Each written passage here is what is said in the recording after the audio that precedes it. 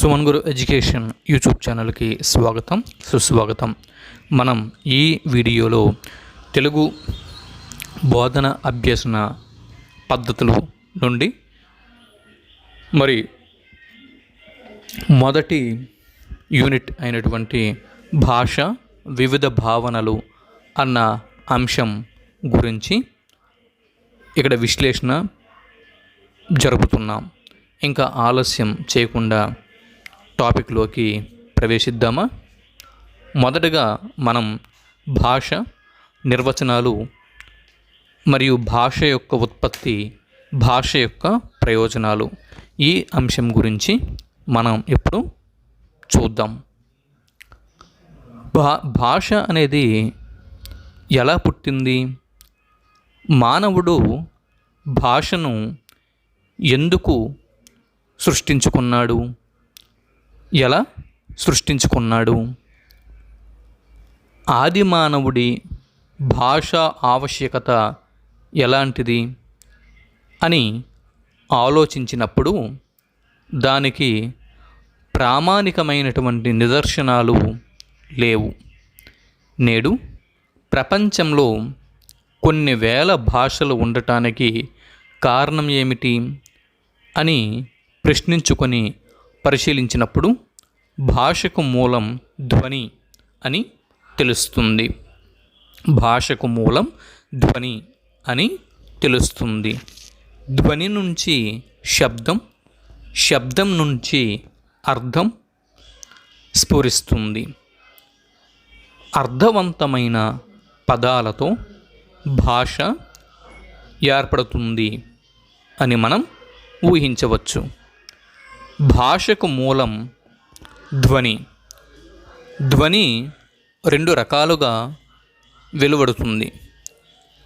ఒకటి జీవుల నుండి వెలువడే శబ్దాల వల్ల, రెండోది నిర్జీవ పదార్థాల నుండి వెలువడే ధ్వనుల వల్ల. ధ్వని చెవిన పడగానే భావం స్ఫురిస్తుంది.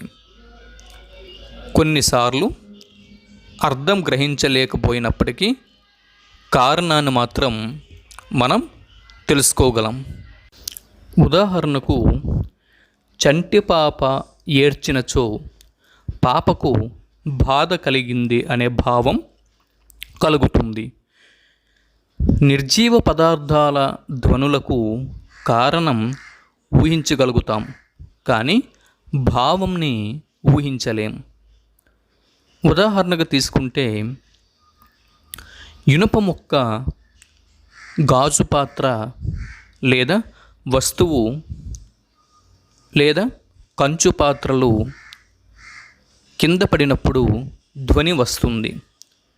ఆ ధ్వనికి కారణం మనం ఊహించగలం, కానీ భావం మాత్రం తెలుసుకోలేం. కాబట్టి భాష ధ్వని సహితమై భావయుక్తమైనటువంటి శబ్దాలతో, పదాలతో, వాక్యాలతో ఏర్పడుతుంది అని తెలుస్తున్నది.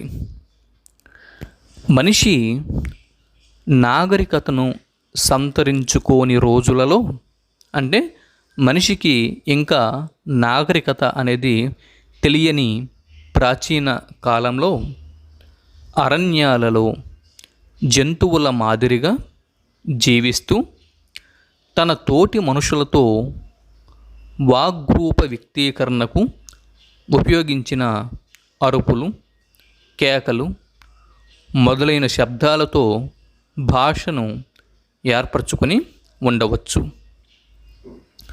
మనిషి కొండ గుహలలో జీవిస్తూ నాగరికత అభివృద్ధి చెందని రోజుల్లో ఒకే చోట గుంపులు గుంపులుగా జీవించే రోజుల్లో వారికి రాకపోకల సౌకర్యం లేనందువల్ల సుదూర ప్రాంతవాసులతో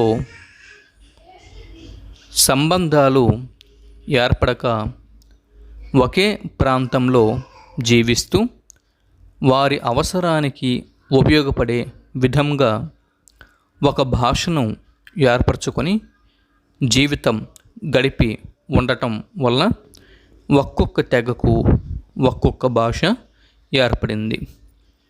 ఇలా ప్రపంచంలో కొన్ని వేల భాషలు ఏర్పడి ఉంటాయని భాషా శాస్త్రవేత్తలు అభిప్రాయపడుతున్నారు. క్రమంగా నాగరికత పెంపొంది ప్రయాణ సౌకర్యాలు అభివృద్ధి చెందటం వల్ల ఇతర ప్రాంతాలను పర్యటించి అక్కడి తెగలతో సంబంధ బాంధవ్యాలు ఏర్పరచుకోవటం వల్ల వారి భాషలు కూడా పరస్పరం సమ్మిళితమై ఒకదాని వల్ల ఇంకొకటి పరిపుష్టం చెంది కొత్త భాషలు ఏర్పడి ఉండవచ్చని కూడా సామాజిక శాస్త్రవేత్తలు అభిప్రాయపడుతున్నారు. ప్రపంచంలో అనేక భాషలు, అనేక మాండలికాలు ఉన్నాయి. దీనికి కారణాలు ఆది మానవుల సంతతి కాలక్రమేణా అధికం కావడంతో వారు దూర ప్రాంతాలకు వెళ్ళి నివాసాలు ఏర్పరచుకోవడం వల్ల పరిసరాల ప్రభావంతో ఒక్కొక్క ప్రాంతం వారి భాష వారి మూల భాషలకు మాండలికమై క్రమంగా మార్పులు చెంది వేరువేరు భాషలుగా రూపొందినవి అని శాస్త్రవేత్తలు చెబుతున్నారు. మూల ద్రావిడ భాష అయిన తమిళం నుంచి తెలుగు, కన్నడ, మలయాళం మొదలైన భాషలు ఈ విధంగా ఏర్పడినవే. భాషా శాస్త్రజ్ఞులు ప్రపంచంలో మొత్తం మీద 2796 భాషలు ఉన్నాయని చెబుతున్నారు. భారతదేశంలోనే 100 భాషలకు పైగా మాట్లాడే ప్రజా తెగలు ఉన్నాయని అంటున్నారు. ప్రపంచంలో ఒక భాష మాట్లాడే వారికి ఇంకొకరి భాష అర్థం కానట్లు అనిపిస్తుంది. కానీ ప్రతి వారికి వారి దైనందిన అవసరాలను తీర్చుకోవడానికి భాష అవసరం ఎంతైనా ఉన్నది. తర్వాత భాష పుట్టు పూర్వోత్తరాలని మనం పరిశీలిస్తే భూమిపై జన్మించిన జీవజాలాలన్నింటిలో మానవుడికి ప్రత్యేక స్థానం ఉన్నది. దానికి కారణం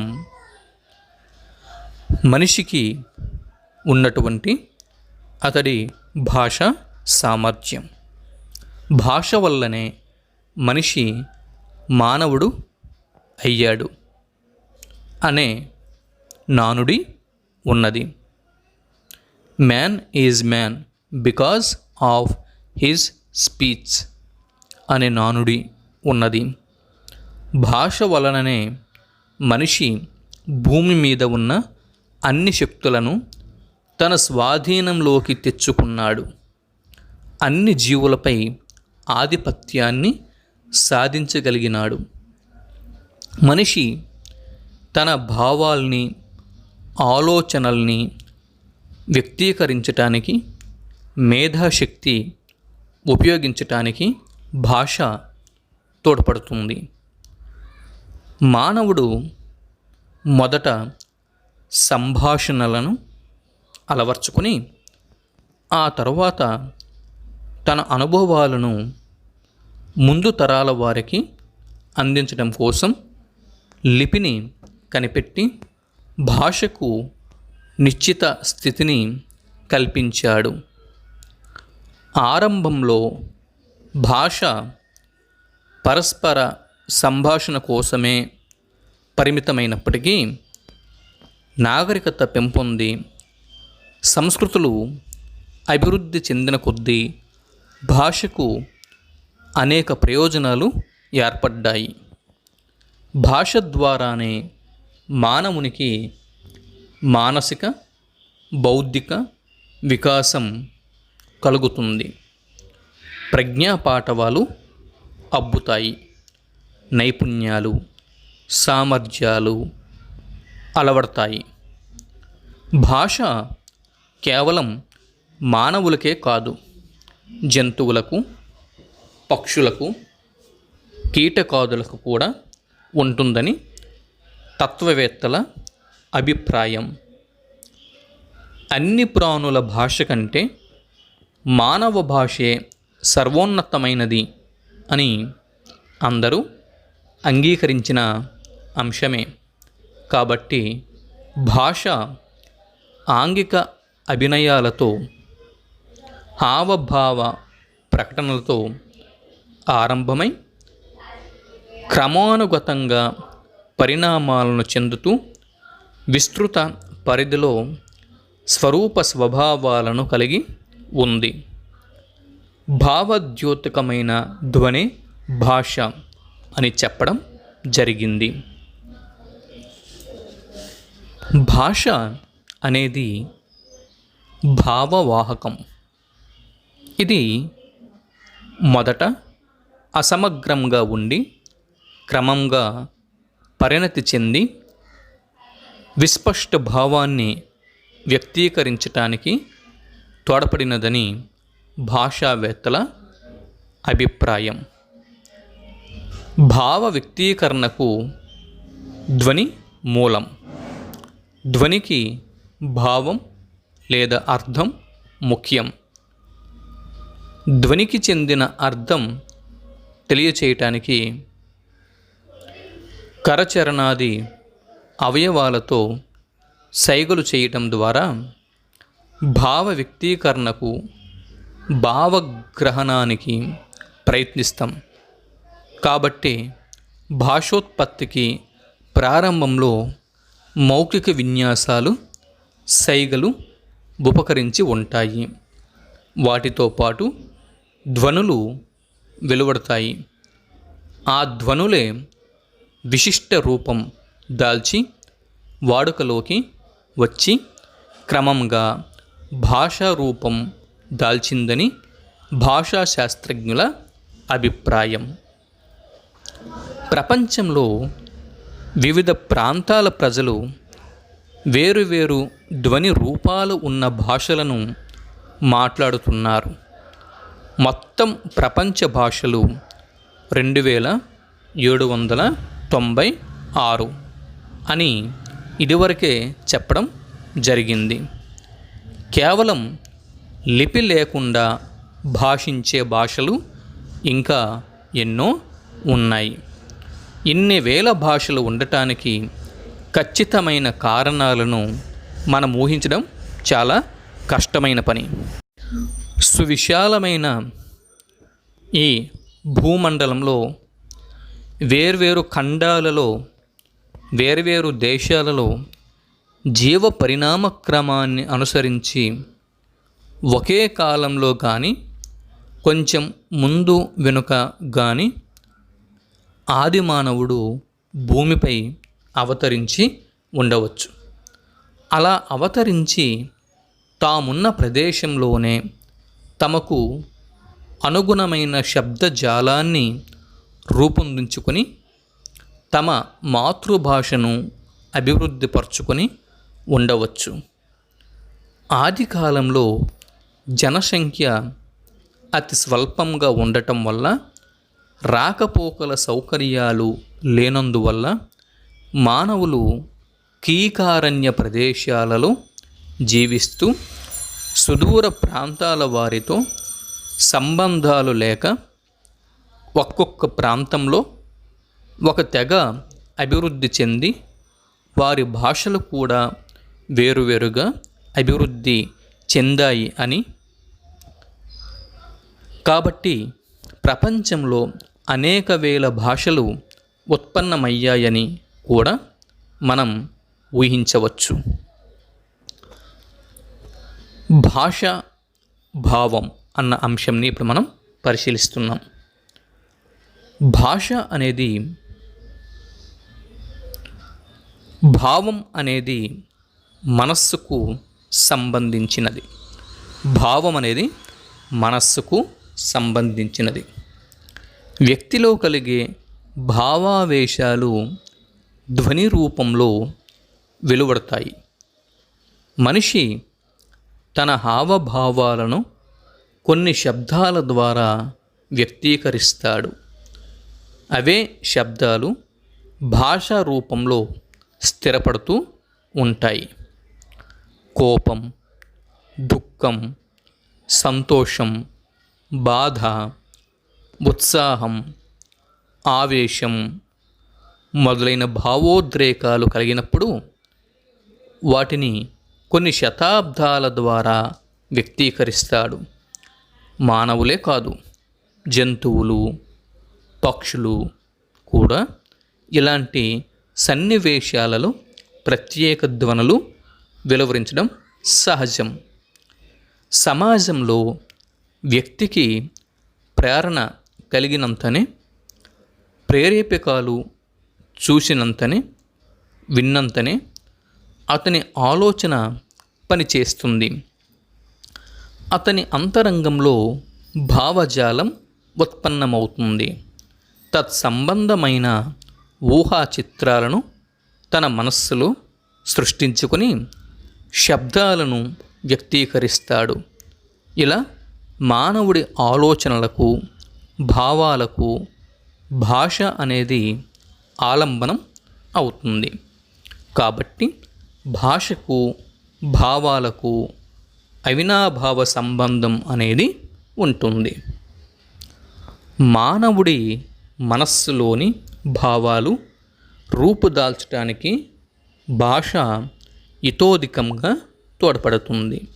అంటే భాష సుసంపన్నం కావటానికి భావాలు అవసరము అని చెప్పవచ్చు. భాషకు భావ సౌందర్యం ఉంటే భావంలో అంతః సౌందర్యం అనేది ఉంటుంది.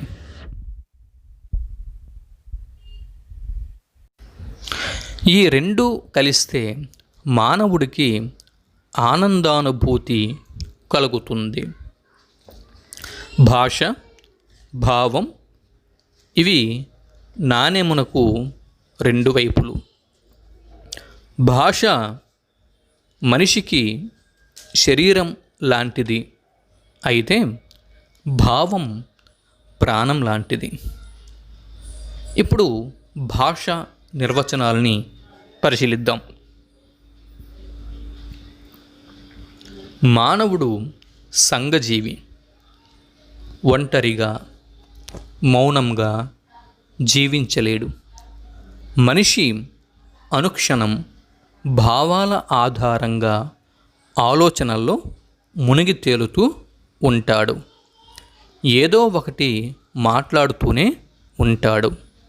సంభాషణం అనే ప్రక్రియకు సాధనం భాష. కాబట్టి వ్యక్తికి భాషకు అవినాభావ సంబంధం ఏర్పడింది. భాషా శాస్త్రవేత్తలు భాషకు అనేక నిర్వచనాల్ని ఇచ్చారు. వాటిని ఇప్పుడు మనం పరిశీలిద్దాం. భాష్ అనే ధాతువు నుంచి భాష పుట్టింది అని శాస్త్రవేత్తలందరి చేత అంగీకరింపబడింది. తర్వాత నిర్వచనం, భాషింపబడేది భాష. దీనినే సంస్కృతంలో ఇలా అంటారు, భాష్యతి ఇతి భాష అని అంటారు. భాషించడం అంటే మనస్సులోని భావాలను కంఠధ్వనుల ద్వారా తెలియజేయడం. భాషోచ్చారణకు నాలుక ప్రధానంగా తోడ్పడుతుంది. అందుకే ఆంగ్లంలో భాషను టంగ్ అని అంటారు. భావ వ్యక్తీకరణకు ఉపయోగపడే అర్థవంతమైన కంఠధ్వనుల సముదాయం భాష అనున్నది మరో నిర్వచనం. అలవోకగా ఉత్పన్నమయ్యే కంఠధ్వనుల సాధనాలతో కేవలం మానవ సంబంధమై సహజేతర పద్ధతి ద్వారా మానవ ఉద్రేకాల్ని, ఆలోచనల్ని వాంఛల్ని అంటే వాంఛలు అంటే కోరికలును తెలియజేసేదే భాష అని సఫేర్ నిర్వచించాడు. మానవుడికి నిత్య జీవితంలో ఉపయోగపడే శబ్దాలతో భాష ఏర్పడి భావగ్రహణం, భావ వ్యక్తీకరణలకే పరిమితమై క్రమంగా అభివృద్ధి చెందుతూ సామాజిక, సాంస్కృతిక, కళారంగాలలో లీనమై లిపిని సంతరించుకొని పఠన లేఖనాల అభివృద్ధి పరుచుకొని పరిడవిల్లింది భాష. భాష భౌతిక, రసాయనిక, శారీరక, సాంస్కృతిక భాషా శాస్త్రాలకు సంబంధించిన అంశంగా శాస్త్రవేత్తలు భావించారు. భౌతికము అంటే శబ్ద తరంగాలు, రసాయనికం అంటే శారీరక రసాయనం, శారీరకము అంటే కండరాల కదలికలు, సాంస్కృతికము అంటే సమాజం చేత సంస్కరించబడినది, భాషాశాస్త్రం అంటే మానవ నాగరికత పరిణామ క్రమంలో మార్పును ఉంది భాషా రూపం పొంది జనులందరి చేత మాట్లాడబడుతున్నట్టుది అని భావం. భాష మానవ ప్రవర్తనను, అతని జీవిత సంఘటనలను, సందర్భాలను వివరిస్తుంది. కాబట్టి భాష మానవుడికి లభించిన ప్రత్యేక వరం. భాష మనిషికి భావ ప్రకటన, భావగ్రహణకు ఉపకరిస్తుంది. మనిషి అనేక క్లిష్ట సమస్యల్ని భాష ద్వారా సులువుగా పరిష్కరించుకుంటాడు, ఎంతో లాఘవాన్ని సంపాదించుకుంటాడు.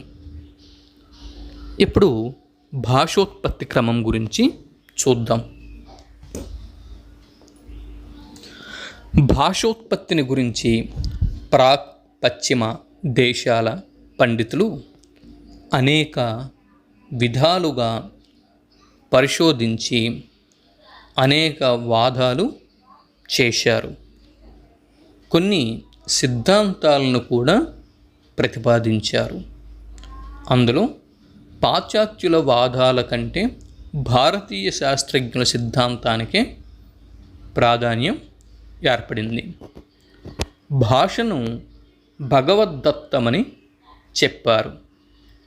భారతీయులు సంస్కృత భాషను దేవభాష అని, మహమ్మదీయులు అరబ్బీ భాషని దేవభాషయని, క్రైస్తవులు ఇబ్రూ భాషను దేవభాష అని అన్నారు. ఇది తార్కిక అభిప్రాయం కాదు అని శాస్త్రవేత్తలు తిరస్కరించారు.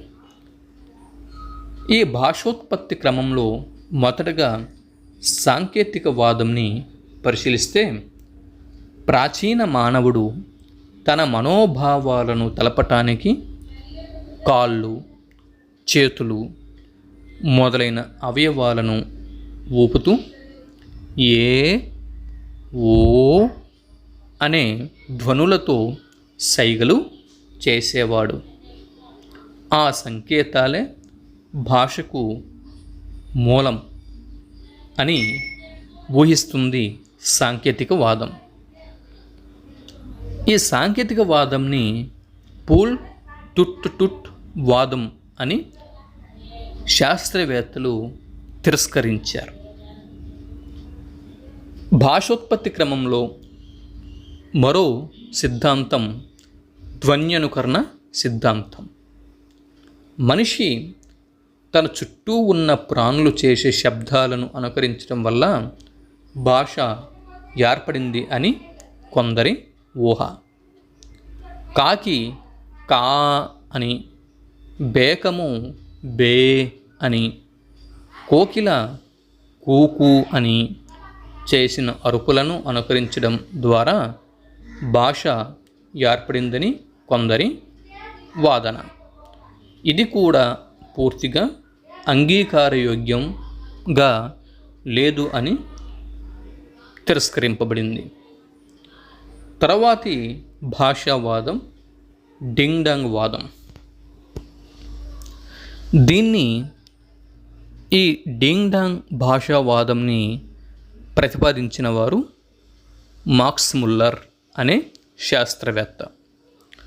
ధ్వనికి భావానికి అనురూపమైన సంబంధం ఒకటి ఉంటుందని, ప్రకృతి అంతా లయాత్మకమని, ప్రతి పదార్థం ప్రకంపనలను కలిగి ఉంటుందని, ఆ ప్రకంపనాలకు అనుగుణంగా శబ్దాలు వక్త నోట వెలువడుతూ ఉంటాయని కొందరి ఊహ.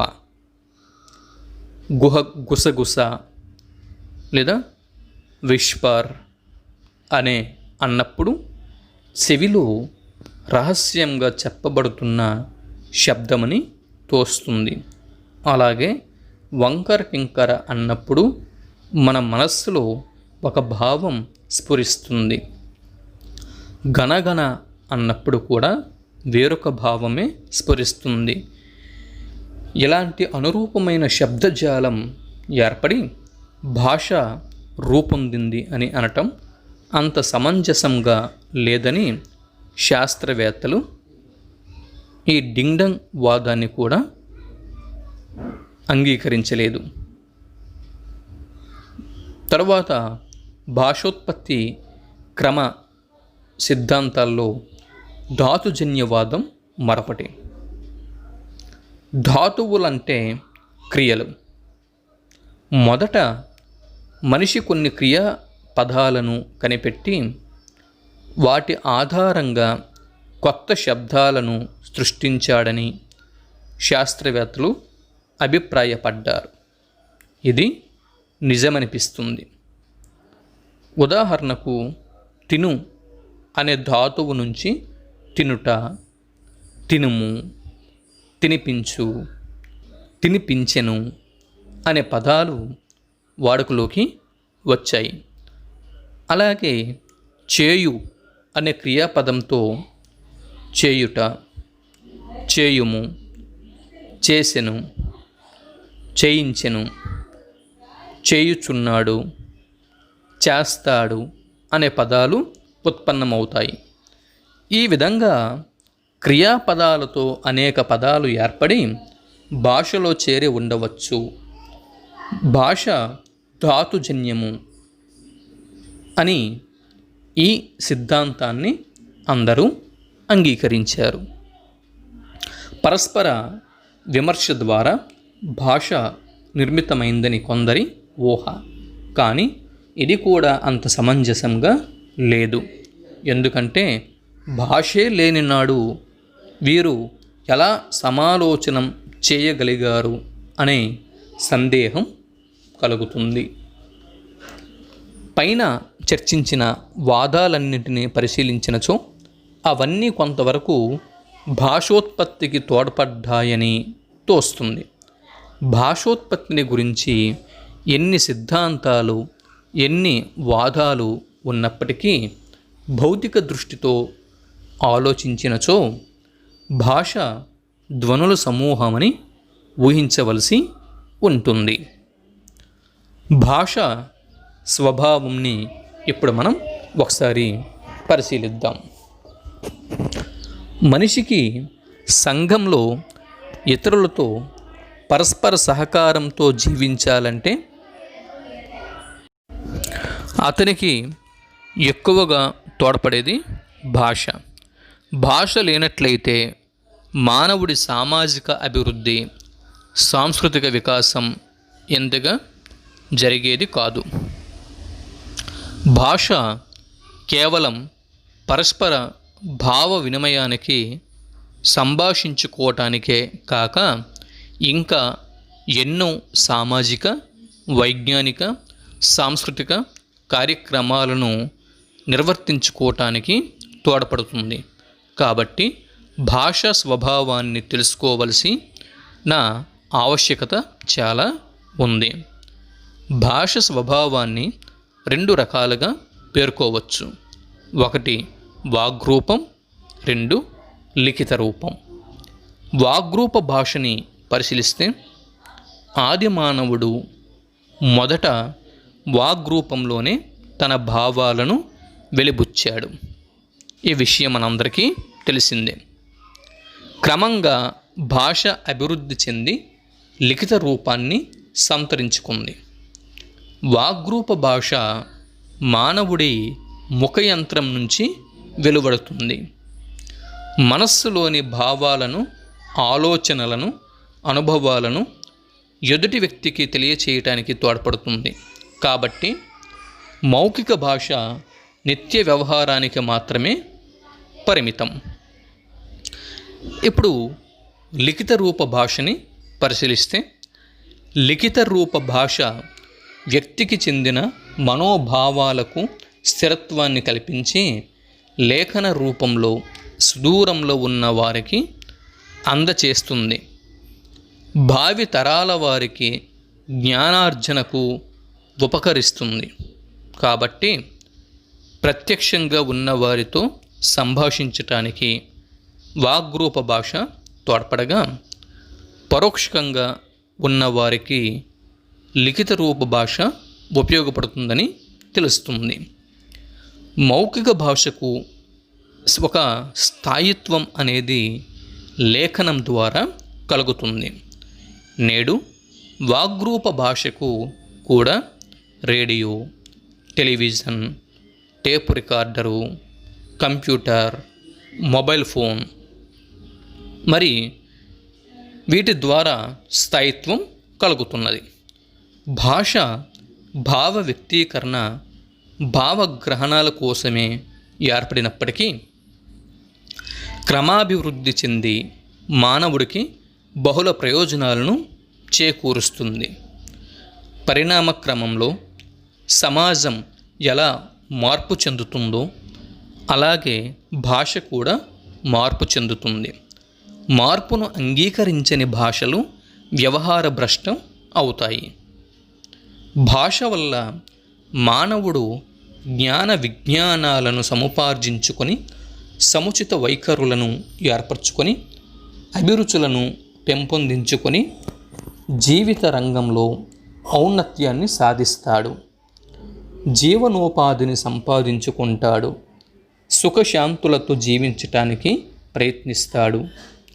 సాంస్కృతిక రంగంలో, కళారంగంలో కళారాధకుడు అయి కళలను అభివృద్ధి పరచుకోవటానికి కళా పిపాసకుడు అయి కృషి సల్పుతాడు.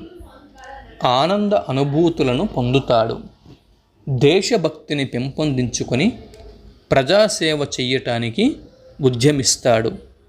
ఇవన్నీ భాష ద్వారానే సుసాధ్యం కాగలవు. ప్రజాస్వామ్య పరిరక్షణకు భాష అనేది ఆధారభూతం అవుతుంది.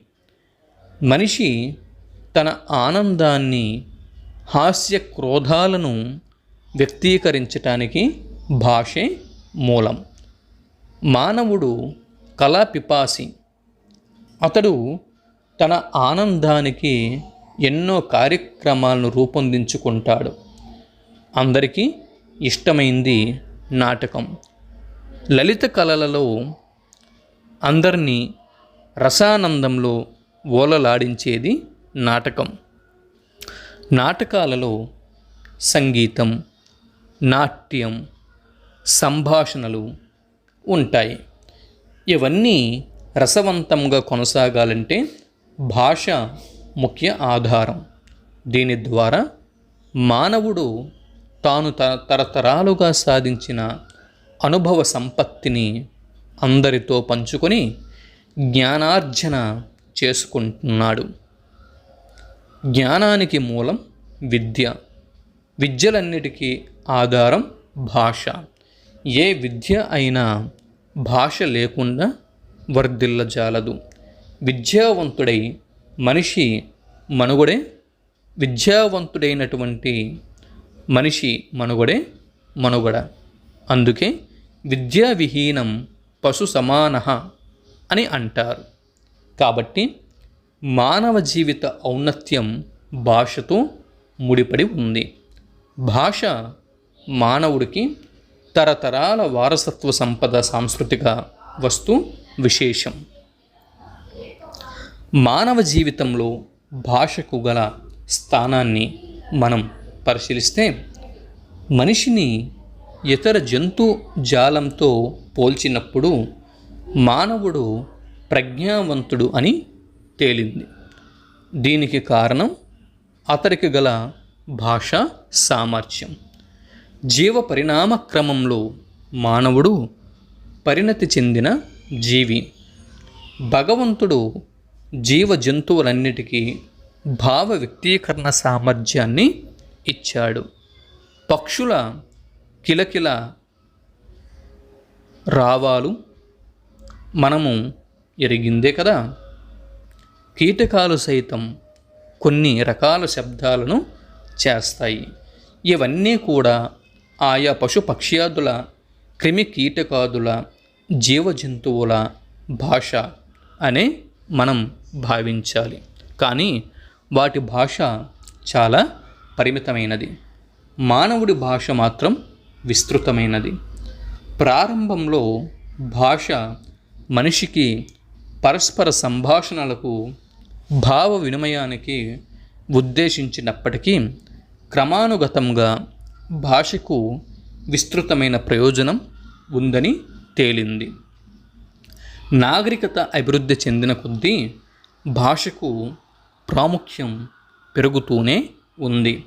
విద్యా బోధనకు భాషే ముఖ్య ఆధారం.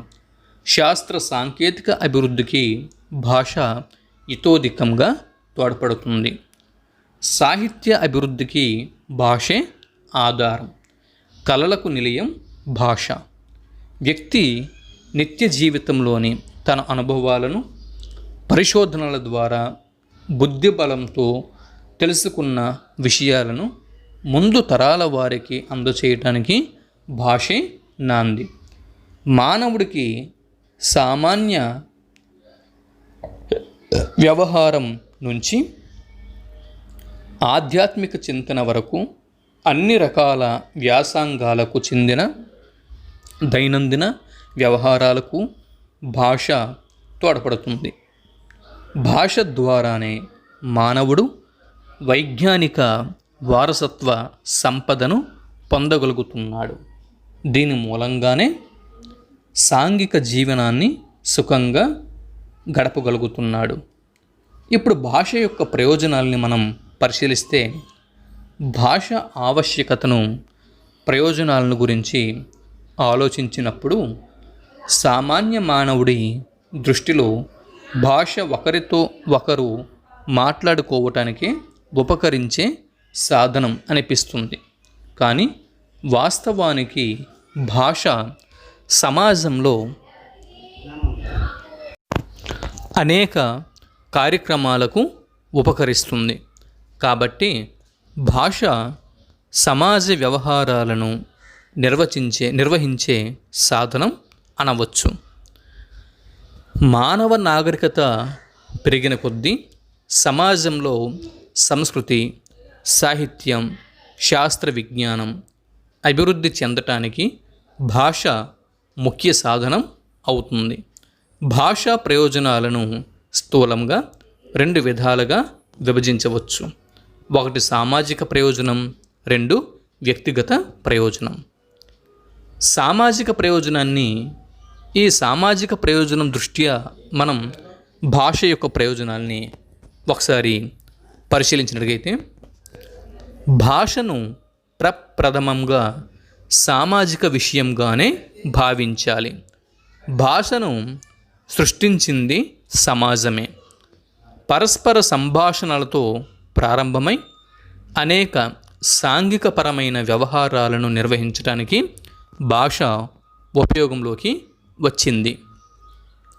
మానవుడి జీవన ఉపాధికి భాష తోడ్పడుతుంది. మానవ నాగరికత సంస్కృతుల అభివృద్ధికి భాష ఆధారం. వాణిజ్య వ్యాపార రంగాల అభివృద్ధికి భాష ముఖ్య ఆధారం. రాజకీయ వ్యవహారాల నిర్వహణ, ప్రజాస్వామ్య పరిరక్షణ మొదలైన వ్యవహారాలన్నిటికీ భాష తోడ్పడుతుంది. విద్యావేత్తలు చేసే పరిశోధనలకు భాష ఆయువు పట్టు. మొత్తంపై సమాజ అభివృద్ధికి భాష అత్యంత ప్రయోజనకారి. ఇప్పుడు భాష యొక్క వ్యక్తిగత ప్రయోజనాన్ని మనం పరిశీలిస్తే, ఈ వ్యక్తిగత ప్రయోజనాల్ని అంటే భాష యొక్క వ్యక్తిగత ప్రయోజనాల్ని 2 రకాలుగా మనం వర్గీకరించవచ్చు. ఒకటి సాంకేతిక ప్రయోజనం, 2 ఉద్దీపన ప్రయోజనం. సాంకేతిక ప్రయోజనాన్ని సింబాలిక్ అడ్వాంటేజెస్, అలాగే ఉద్దీపన ప్రయోజనంని ఎవోకేటివ్ అడ్వాంటేజెస్ అని మనం పేర్కోవచ్చు. సాంకేతిక ప్రయోజనాన్ని ముందుగా పరిశీలిస్తే, ఇది సాంకేతిక విషయాలకు సంబంధించింది. ఇది బుద్ధిగమ్యమైనట్టిది. విద్యకు సంబంధించిన గణితం, రసాయనిక శాస్త్రం, భౌతిక శాస్త్రం మొదలైన శాస్త్రాలను అధ్యయనం చేయటానికి సాంకేతిక పరిజ్ఞానము అవసరం అవుతుంది. పారిభాషిక పదాలు, సాంకేతిక పదాలను ఇంజనీరింగ్, వైద్య విద్యలో ఉపయోగించడం జరుగుతుంది. కాబట్టి భాష వల్ల సాంకేతిక ప్రయోజనాలు కూడా చాలా ఉన్నాయని తెలుస్తున్నది. శాస్త్ర సంబంధ విషయాలు బుద్ధిగమ్యాలు అయినప్పటికీ ఇవి సర్వజన సంవేద్యాలు కాజాలవు. అవి మేధావులకు, శాస్త్రవేత్తలకు మాత్రమే పరిమితాలు. శాస్త్రేతర విషయాలైన సారస్వతాది కళల ద్వారా ఉద్దీపన ప్రయోజనాలు కలుగుతాయి. ఉద్దీపన ప్రయోజనాలను పరిశీలిస్తే, భాష భావోద్దీకరణానికి ఇతోధికంగా తోడ్పడుతుంది. ముఖ్యంగా మాతృభాష ద్వారా భావోద్దీకరణ అధికంగా కలుగుతుంది. ఏ వ్యక్తికి అయినా మాతృభాషపై అధికారము అంటే భావ పరిపుష్టత, భాషాభిరతి, విశాల భావాలు అలవడతాయి.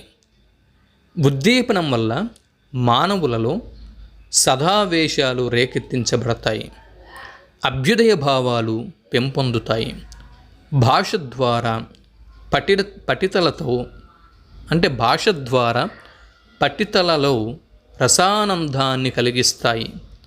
ఉద్దీపనం సార్వజనీనం, సార్వకాలికము అని సాహిత్యవేత్తలందరి చేత అంగీకరింపబడింది. సాంకేతిక ఉద్దీపన ప్రయోజనాలను భాషా శాస్త్రవేత్తలు ఇలా నిర్వహించారు. హెన్రీ వెండ్ అనే భాషావేత్త అల్ప ప్రయోజనం అధిక ప్రయోజనమని చెప్పాడు. ఇది అంత సమంజసంగా లేదు. రిచర్డ్ అండ్ వోగ్డెన్ అనే భాషావేత్తలు సాంకేతిక ప్రయోజనం ఉద్దీపన ప్రయోజనం అని పేర్కొన్నారు. ఇది చాలా వరకు సమంజసంగా ఉంది. సాంకేతిక ప్రయోజనం, ఉద్దీపన ప్రయోజనాలను అభివ్యక్తి గ్రహణం అని 2 విధాలుగా విభజించవచ్చు.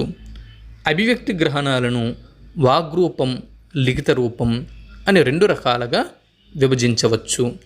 వాగ్రూప, లిఖిత రూపాలను ప్రకాశం, ఆత్మగతం అని 2 రకాలుగా పేర్కోవచ్చు. ఇదిగో దానిని క్రింద ఇక్కడ ఒక పటంలో అందివ్వడం జరిగింది, గమనించండి. ఒక పట్టిక రూపంలో అందించడం జరిగింది. అయితే పై విభజనలో చివరగా వాగ్రూప, లిఖిత రూపాల్లో ప్రకాశం, ఆత్మగతం అని చెప్పడం జరిగింది కదా. ఈ ఆత్మగతం ఏమిటా అని సందేహం కలగవచ్చు. భాష అనేది వచించునట్టిదే కాదు, కొన్నిసార్లు మనస్సులో కూడా మాట్లాడుకోవడం జరుగుతుంది. ఇలాంటివి నాటకాలలో విష్కంభ రూపంలో, స్వగతంలో వ్యక్తీకరించడం మనకు తెలిసినదే. అలాగే లిఖిత రూపంలో కూడా ఆత్మగతం అంటే ఏమిటి అనే ప్రశ్న ఉదయించవచ్చు. మానవుడి రచన అంతా సర్వదా ప్రదర్శన యోగ్యం కాదు. వ్యక్తి ఆర్థిక వ్యవహారాలు అందు కానీ, రాసుకునే లేఖలందు కానీ, దినచర్య పుస్తకాలలో కానీ, స్నేహితులకు రాసే లేఖలు కానీ నలుగురికి తెలియకుండా రాయబడటం జరుగుతుంది. అదే ఆత్మగతమైనటువంటి రచన. అలాంటి రచనలు ఉదాత్తత పొందినవాడు ప్రకాశ రూపాన్ని దాల్చుతాయి. ఉదాహరణకి నెహ్రూ ఇందిరా లేఖలు, ఇందిరాగాంధీ డోరతీ నార్మన్ లేఖలు మొదలైన వాటిని ఇందుకు ఉదాహరణలుగా చెప్పవచ్చు. ఆత్మగతమైనటువంటి రచనలకి ఉదాహరణగా చెప్పవచ్చు. భాష వల్ల మానవ జాతికి కలిగే ప్రయోజనాలు ఉన్నాయి.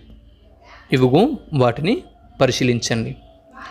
పరస్పరం సంభాషించుకోవటానికి, అలాగే ఆలోచించుకోవటానికి, ఆలోచనలు పంచుకోవటానికి, జీవన ఉపాధి కోసం, మరి ప్రజలు వారి యొక్క సంస్కృతిని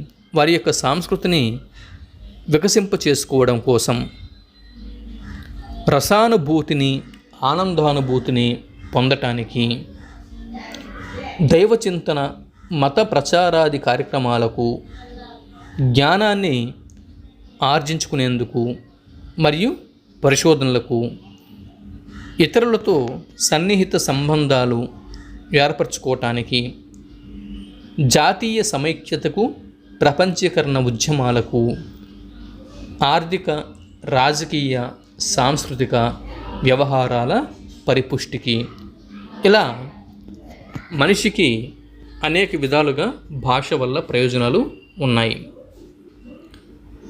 ఇలా అనేక ప్రయోజనాలతో మానవ జాతి వికాసానికి, ప్రగతికి భాష తోడ్పడుతుంది.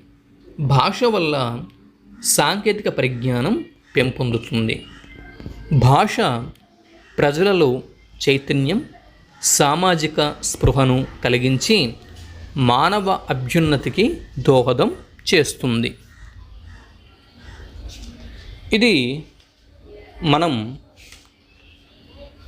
భాష వివిధ భావనలు అనేటటువంటి తెలుగు బోధన మరియు అభ్యసన శాస్త్రం నుండి మొట్టమొదటి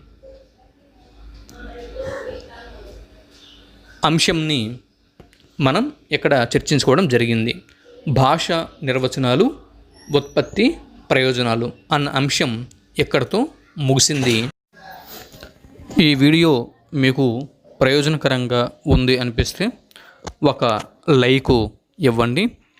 అలాగే మీ అభిప్రాయాలని, సలహాలని, సూచనల్ని కామెంట్ బాక్స్లో డ్రాప్ చేయండి. తర్వాత ఈ అంశానికి సంబంధించినటువంటి బిట్ బ్యాంకు నేను తర్వాత వీడియోలో రూపొందించి మీ ముందుకి తీసుకుని వస్తున్నాను.